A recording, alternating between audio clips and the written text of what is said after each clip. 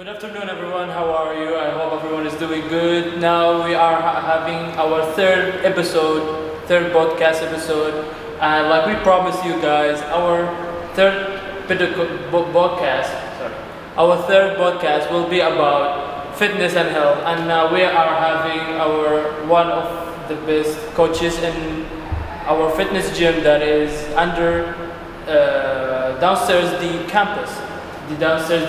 So can you please introduce yourself? Ya, saya Bambang, master trainer di Fitness Plus. Master trainer? Yeah. Okay, so we have our fitness trainer, master trainer in Fitness Plus, the gym that is downstairs our campus. And yeah, there's just a very short introduction of him, and we're gonna go just right away to the first question, which is there a difference between working out at home and at gym in terms of the results?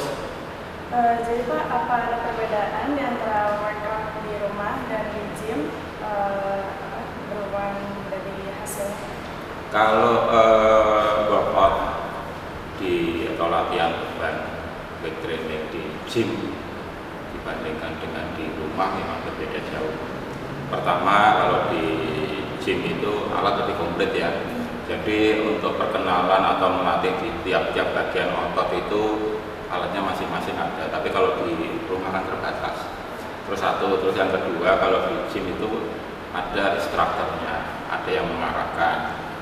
Jadi ada programnya. Dan yang ketiganya, motivasinya juga beda karena atmosfernya di tempat gym sama di rumah kan beda ya. Berbeda.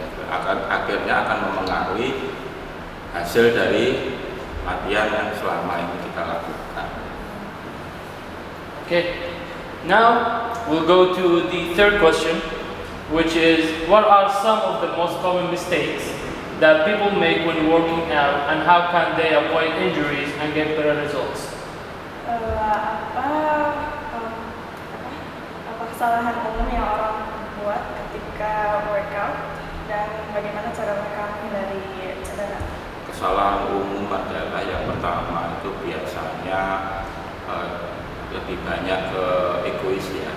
Yeah. Ya, egois. Jadi dia merasa kalau latihan berat itu akan menambah masa otot. Ya, tapi sebetulnya permasalahannya bukan masalah latihan berat atau enggaknya, tapi yang paling penting adalah latihan itu benar dulu, benar dan terprogram. Jadi kesalahan mereka itu biasanya memakai egois. Jadi dia merasa bahwa dia sendiri mampu tanpa bantuan orang lain. Jadi itu akan memengaruhi cedera juga. Saya rasa itu. Terus yang berikutnya adalah kurangnya stretching, pemanasan pada saat sebelum latihan beban itu penting sekali. Jadi jangan langsung latihan beban, jadi stretching. Okay, alright. And now we're moving to our fourth question.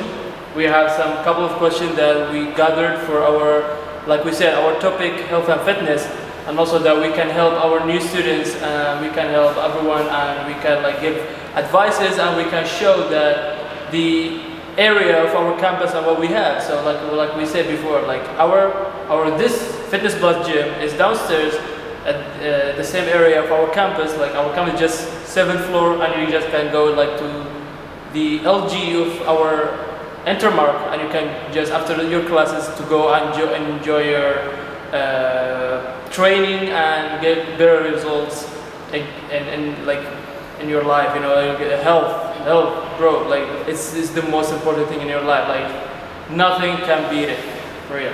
Okay, now we just move to our fourth question, which is, what is the best time to exercise and Marco nutrition?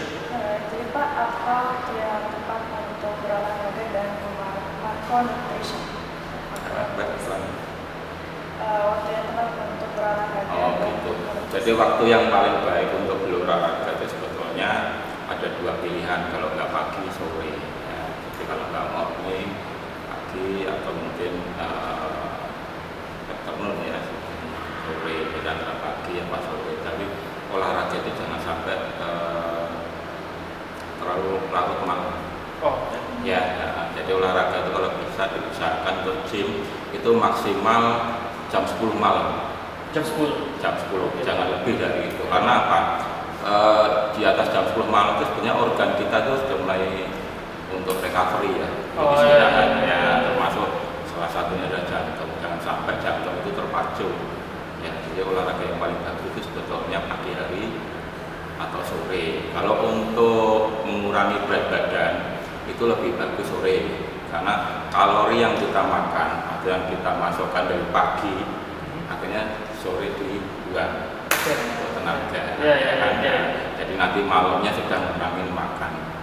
Kalau kita olahraga pagi, kalau untuk program penurunan berat badan cutting, jadi pagi makan, pagi olahraga, habis itu kan mesti kita makan, entah breakfast, entah lunch, atau mungkin makan malam, jadi kalori numpuk lagi. Terus untuk masalah nutrisi yang paling bagus untuk orang olahraga, terutama untuk fitness, adalah presentasi proteinnya harus lebih besar dibanding karbohidrat. Jadi presentasi protein bisa antara 60 sampai 70% dibanding karbohidratnya. Dan protein itu akan bagusnya sebetulnya lebih baik cara pengolahannya menghindari yang namanya minyak. Ya, jadi misalkan daging ayam atau mungkin telur lebih bagus kalau dikukus, dipanggang, atau mungkin di scramble tanpa minyak. Jadi jangan semuanya memakai minyak. Karena kita sebetulnya olahraga itu kan mengurangi kadar lemak di dalam tubuh. Jadi pola makan itu bagus sekali. Yang paling penting karena kualitas tubuh kita itu yang kita latih itu kan tergantung dari kualitas makanan yang di dalam. Jadi protein harus lebih bagus. Terus setelah protein, karbohidrat, terus dibantu dengan multivitamin, kayak vitamin C, vitamin B kompleks, vitamin K, vitamin A, terus multivitamin seperti mineral, sodium, potasium, kalsium, itu penting banget untuk perkembangan tubuh kita, tubuh kita. Jadi yang paling terpenting dalam pembentukan tubuh di dalam fitness itu nomor satu sebetulnya adalah pola makan. Ya, karena saya katakan tadi yang kita latih itu adalah kualitas makanan di dalam tubuh kita. Kalau makanan di dalam tubuh kita itu bagus, inputnya bagus, outputnya akan bagus. Ya kan? Nomor satu itu pola makan itu penting. Jadi percuma kalian latihannya berjam-jam bener, tapi kalau yang kalian konsumsi itu kotor atau jelek. Terus nomor duanya adalah istirahat yang cukup. Istirahat yang cukup. Jadi jangan sering begadang, latihan juga jangan overtraining. Percuma kalau pola makannya bagus, latihannya bagus, tapi kita kurang istirahat. Jadi pola makan yang bagus, istirahat yang cukup, baru yang terakhir program latihan yang benar. Cara saya itu. This is very interesting. Like I'm getting some like good, how can I say, like good knowledge here, because like I've been going to gym like for a couple of months right now, and I'm like my body changing, but like this is very like valuable knowledge here. But actually I've got like a question. It just came to my mind just now. So if you can just translate to him that for me I don't use protein shake or some kind of those equipments because I don't have it and I can't provide it. And I'm sure that some people cannot also. So I'm just using the natural one, which is like chicken, eggs. Is that fine? Is it enough? Jadi Pak, biasanya kalau itu biasanya cuma yang natural aja, kayak ayam, telur, itu gak apa-apa? Tidak apa-apa. Sebetulnya itu kan makanan bagus ya.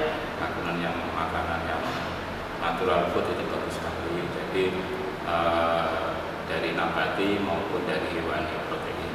Terus karbohidrat juga usahakan dari yang paling bagus. Seandainya pengen menambah massa otot atau berat badan, nasi putih nggak apa-apa. Ya, tapi kalau untuk program cutting weight loss itu pakai nasi merah atau mungkin oatmeal. Jadi makanan-makanan yang istilahnya natural itu sebenarnya bagus sekali. Oh. Cuman kalau yang natural itu permasalahannya dia kan lambat serap ya, lambat serap, ya lambat serap. Tapi bagaimanapun itu tetap kita butuhkan. Nah, gimana supaya antara lambat serap dan cepat serap ini agar seimbang? Ya, kita butuh yang namanya suplementasi. Oh ya. Ya, suplementasi misalkan seperti susu protein, BCAA, amino itu membantu penyerapan lebih cepat. Pada saat kita olahraga itu sebetulnya otot kita itu kita rusak. Ya, otot kita itu otot kita rusak. Dan setelah otot kita rusak, dia ingin istilahnya untuk recovery itu paling cepat, paling bagus diserap ya dengan suplementasi itu yang cepat serap. Contohnya seperti protein isolin itu kan bagus sekali ya. Kalau kita habis latihan misalkan makan ayam ya nggak masalah. Hanya ayam itu bisa dicernakan bisa sampai 4 jam. Dan otot bisa mau respon ya. Jadi gimana caranya makanan yang natural itu kita butuhkan, yang suplementasi itu kita butuhkan. Seperti susu itu kan bahan olahan, suplementasi juga. Jadi cepat sekali. Jadi harus imbang. Tapi kita juga nggak boleh mengandalkan hanya suplementasi aja. Jadi suplementasi namanya aja suplemen, makanan tambahan. Jadi apa yang dari 100% itu kita makanan naturalnya taruhlah 70%, kita tambahi dari suplementasi yang 70%, akhirnya bisa 100% sempurna. Oh yes, okay, bagus. I think he just said like don't like use bulk milk and stuff like as someone like me. And actually 30 minutes ago I had one, so don't tell me this. All right. So, okay.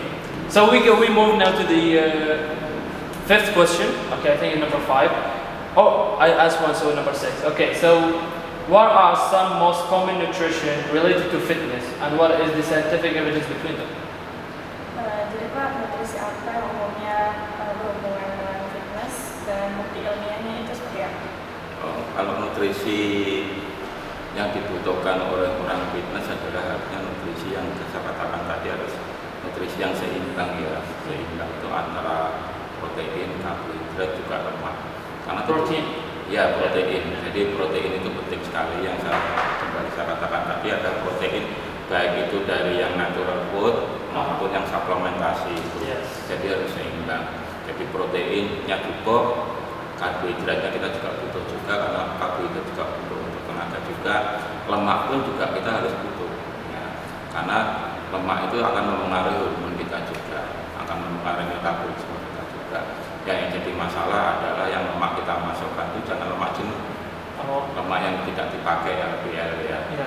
Ya, yang kita butuhkan adalah lemak LDL, lemak tak jenuh. Contoh seperti dari kacang-kacangan, dari alpukat, itu kan penting sekali ya. Jadi kalau lemak-lemak yang nggak kepakai itu misalkan kayak dari minyak-minyak yang bisa dipakai itu minyak jenuh itu nggak bagus ya.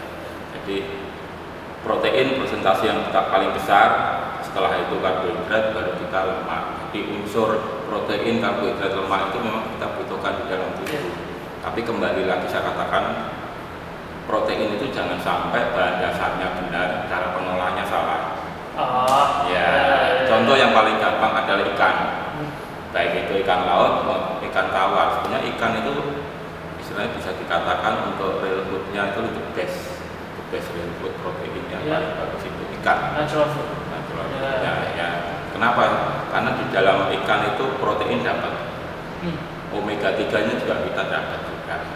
Yang dibutuhkan tubuh. Tapi omega 3 itu akan rusak, akan hancur, akan tidak terpakai kalau ikan itu masuk ke minyak yang suhunya panas. Misalnya digoreng. Jadi sayang. Jadi kalau ikan baik itu ikan laut, ikan tawar kita masukkan di penggorengan dengan suhu minyak yang tinggi, omega 3-nya rusak. Nah, harusnya ikan itu bisa dikukus, bisa dipanggang, bisa dibakar, atau mungkin di sayur, sup. Nah, itu bagus. Makanya itu protein penting, karbohidrat penting, lemak penting, tapi cara pengolahannya harus benar. Ya, bahan dasarnya bagus, tapi cara pengolahannya nggak benar, ya kita sayang. Jadi kita harus bisa istilahnya belajar bagaimana Okay, okay. So, like, if someone's like afraid of like he doesn't have the supplements as like creatine or protein or stuff like that, you can just continue on the normal food that you eat, like your house food. Like for example, look at me, like I don't have protein or I don't use like I could like go and get some, but like I don't use that stuff. But like here I am, like I lost weight, I gained muscles, and I'm in better shape than before. So and like he said, the our coach here, like he said, like the real food or like the normal food or the natural food that you eat, you make at home is the best than all of those. Like you can, those are just like complementation, like like it will just complete your missing proteins or stuff. But like if you really want the advice, just like go on the natural food that you have, the one you make at home. If you have like extra money, you want to buy protein, that's fine. But if you don't have and you're scared of like, oh, I don't have like the money or something like that to buy an extra protein shakes or creatine or something like that, I just can't. I'm not gonna gain muscles. I'm not gonna lose weight and blah blah blah. No, that's easy to make.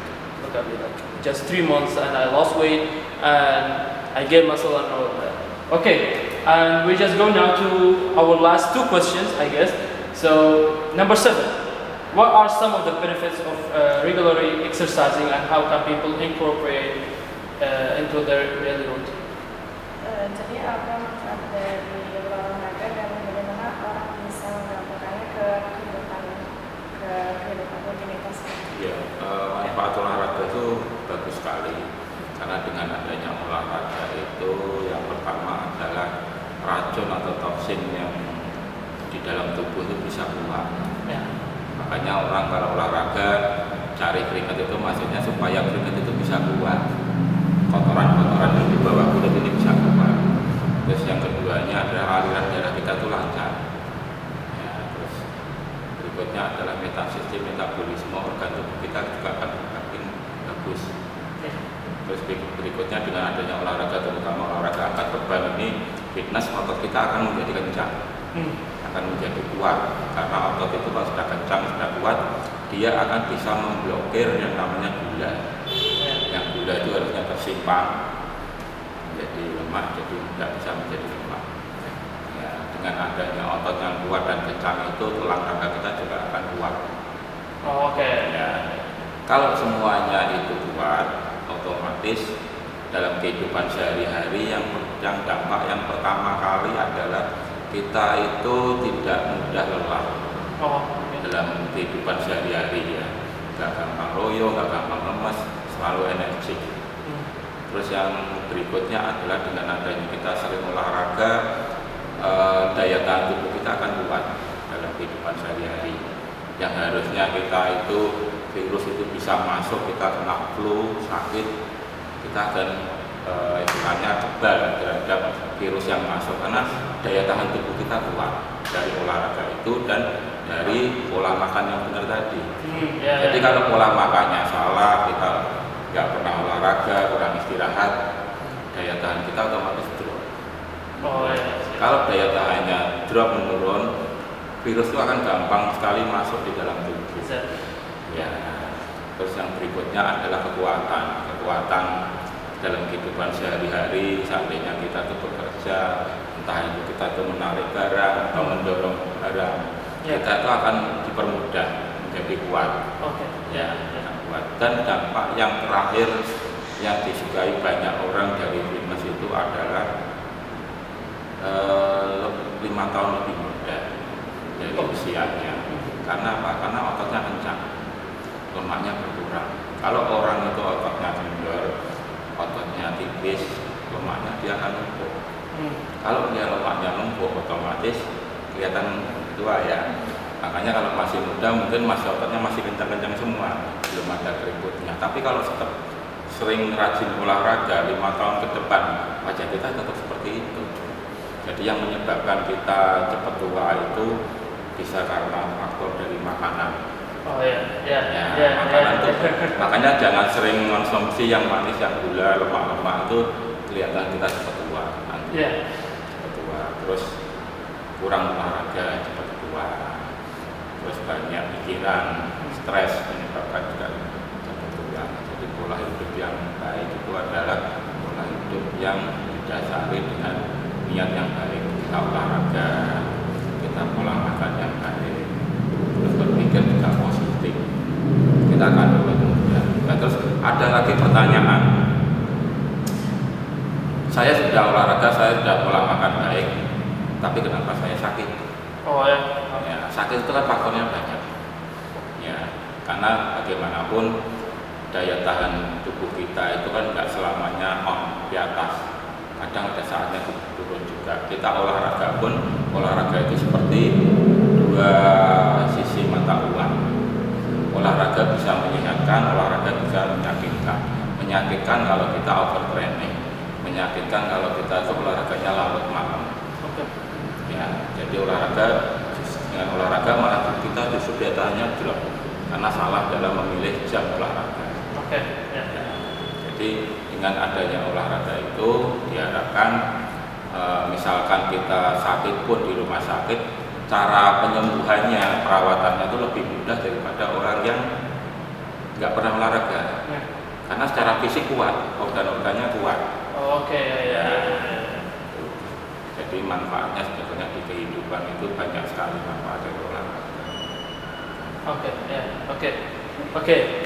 So I think all of you or most of you guys have this question that, Will, you answered most of our things that we are worried about, or most of the questions that we had in our mind. But can we please see the gym? Can we please see the gym before we just like contact them or before we go? So I want to ask them again. Can we please have a gym tour? Okay. Yeah. Okay. Good guys. We're gonna have a gym tour right now. But first of all, makasih coach for all the questions. Yeah. And thank you Sheila for translating also. And we're gonna move to see the gym, and we're gonna have a tour with you guys and with him also. Hey guys, we are now gonna start our gym tour with our coach. So can we start, coach? Yes. Okay. Kita gym tour, lihat-lihat alat, ada berapa jenis alat dan alat itu untuk apa aja. Right. As you can see guys, we are here from outside. This is the entrance, the main entrance, the main lobby of our gym. Join us, come.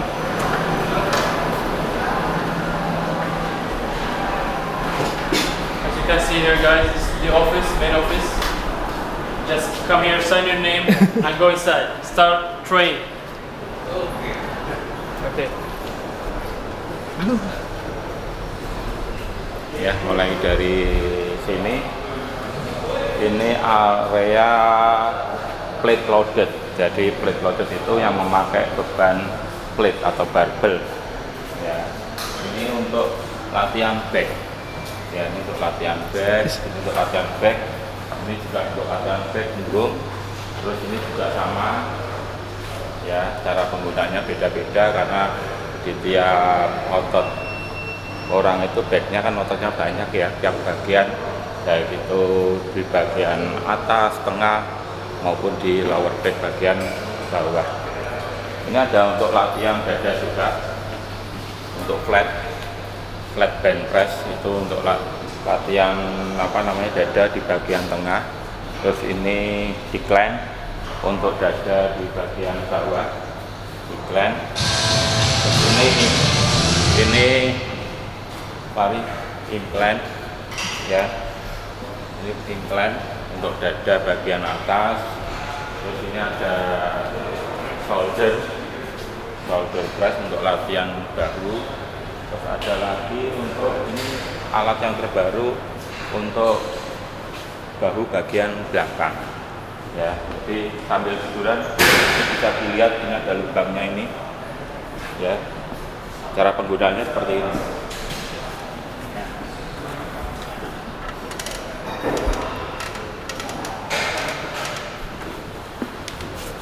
Ya, ini untuk bahu bagian belakang. Try it. Try? Yeah, try it. Okay, try? Yes. Okay. Oke.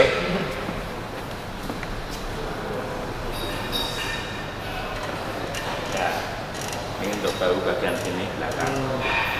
Oke. sip. Ini untuk hip thrust untuk melatih glute ya, hip thrust. Ini untuk side lateral, bahu bagian samping. Kalau ini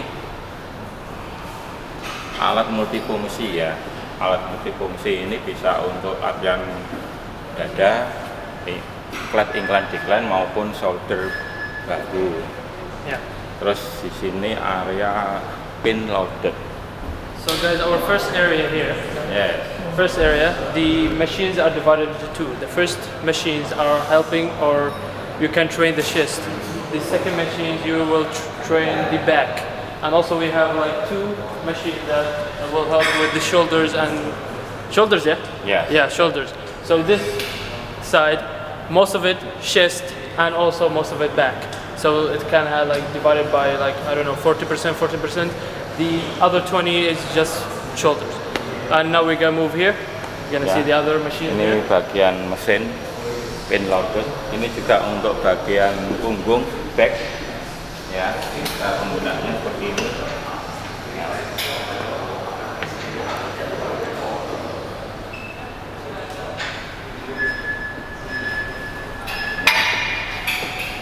Ini untuk bahu, sama ini bahu samping, hanya beda alat, beda pemakaian, tapi fungsinya sama untuk bahu bagian samping. Ya. Oh, di sini ada Let's juga. try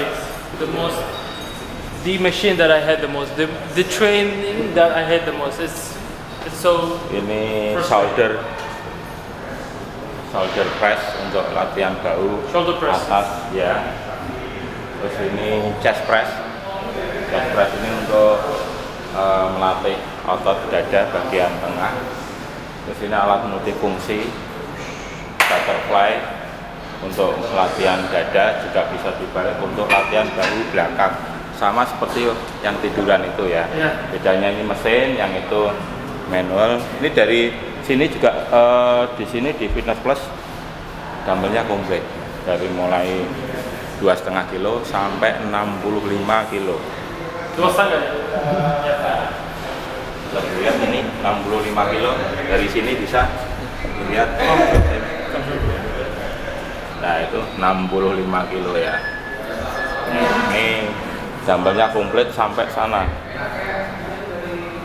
All of their weights here and all of their weights here starts from 2.5 kg until 65, and it just like getting increased by 2.5 each 2.5. So you can see like 2.5, 5, 7.5, 10, and so on and so on.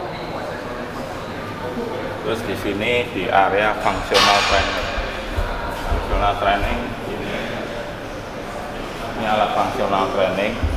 Nanti di sini bisa untuk boxing, itu ada samsaknya, itu bisa untuk boxing, bisa untuk jumping, permainan. Terus ada juga dekat dengan alat bagian kardiovaskular. Ya, ini alat kardiovaskular dari mulai pojok sana itu, ya, terus sepeda sini sampai treadmill manual. Ini biasanya buat teman-teman yang suka lari ya, baik itu lari cepat maupun maraton. Jadi inti untuk melatih daya tahan seseorang yang suka olahraga lari dengan cara manual. So basically this side, guys, this side here is the cardio side and the agility, to increase your agility, to lose weight, lose fat. So here is I have like our treadmill, here like the stairs. This side, one of the sides that I hate also. So when I get here, that's my worst place. Ini treadmill mesin.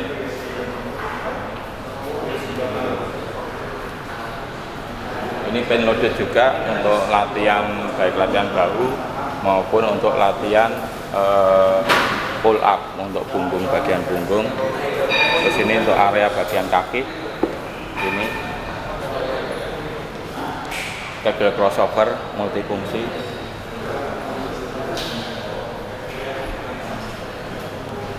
Ini untuk area kabel crossover. Dan yang di pojok sana lebih banyak alat untuk latihan legs atau kaki. Big D. Oh yeah. Ini untuk latihan inner outer untuk paha, baik paha dalam maupun paha samping. Biasanya banyak yang disukai para cewek-cewek latihan ini. Ini untuk melatih apa namanya hamstring. Yeah, hamstring. Yeah.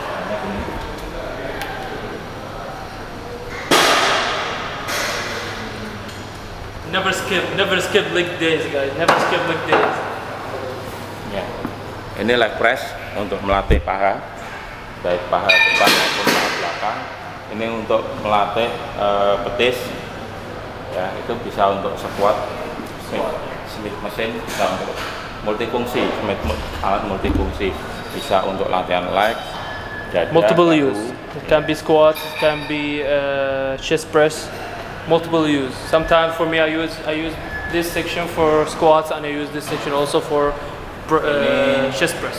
Alat yang masih banyak disukai adalah squat training atau sumo squat untuk latihan sumo. Squat ini ya untuk paha, baik paha luar maupun paha dalam.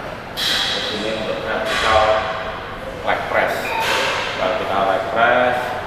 terus ini untuk leg press dan hack squat.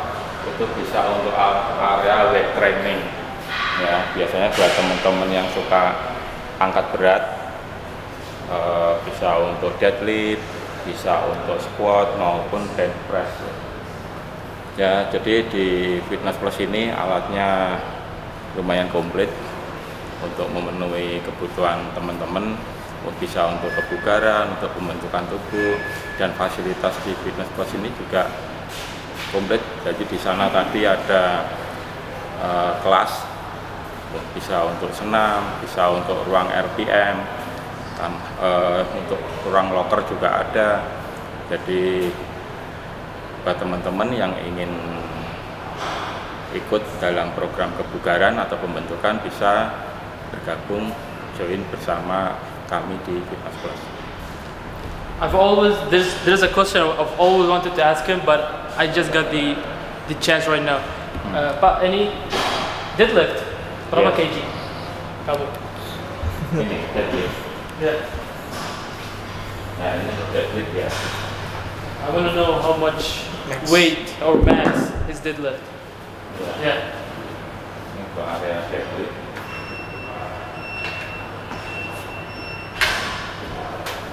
Ini di sini ya, untuk area deadlift ya. Yeah. Ya. Masalah beban menyesuaikan dengan kemampuan ya. Ya. Ya, jadi jangan terlalu berat juga, karena kalau terlalu berat resiko cederanya juga bisa sekali. Ya, ini contoh deadlift yang benar.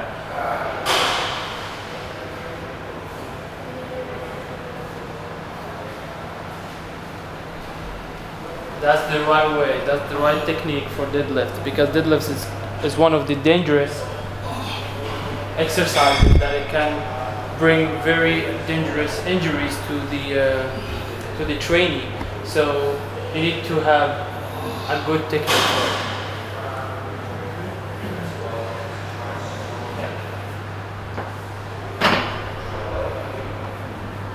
Jadi alat ini multifungsi, bisa untuk deadlift, bisa untuk squat, latihan paha, kaki, glute, juga bisa untuk latihan dada, bench press. Saya rasa itu mungkin ada pertanyaan lagi yang perlu dipertanyakan apa mengenai alat ini, penggunaannya apa gimana? Okay, so that was our tour, guys. We have a lot of machines and a lot of weights here. Everyone can train here, no matter like how many of us. We all train here. Sometimes I go here, it's free. Sometimes I go here, it's full, but I can train. And everyone here is friendly. All the coaches here will help you if you are doing some mistakes or some that you're not doing the right technique. Sometimes the coach here help me. Sometimes he just come to me and start scolding me. You know, you're not doing right. You know. But yeah, this was our tour here. I hope you guys like it. Thank you, Coach. Terima kasih, Pak. Thank you guys for joining our podcast, for seeing this episode. Thank you, Shayla, also for joining us for for this podcast, and I don't think she will be available for the next podcast. So this will be final for her. Thanks also for our cameraman, and thank you guys for watching. See you guys in the next podcast. Yeah? Okay. So guys, here we have like pictures of the coaches. So we have two kind of coaches. We have the master coach, which is Bambang, yeah? And we have the normal coaches, as you can see here. So we have like 5 coaches. We have 4 coaches and 1 master coach. And it's can mention here like personal skills and the achievement they done. And yes, as it's mentioned here, guys. Shayla, Diam. ask me where's the toilet? Ask me. Ask you? Yeah, Where's the toilet? it's from here. I think it's that one. Iya, yuk ulang.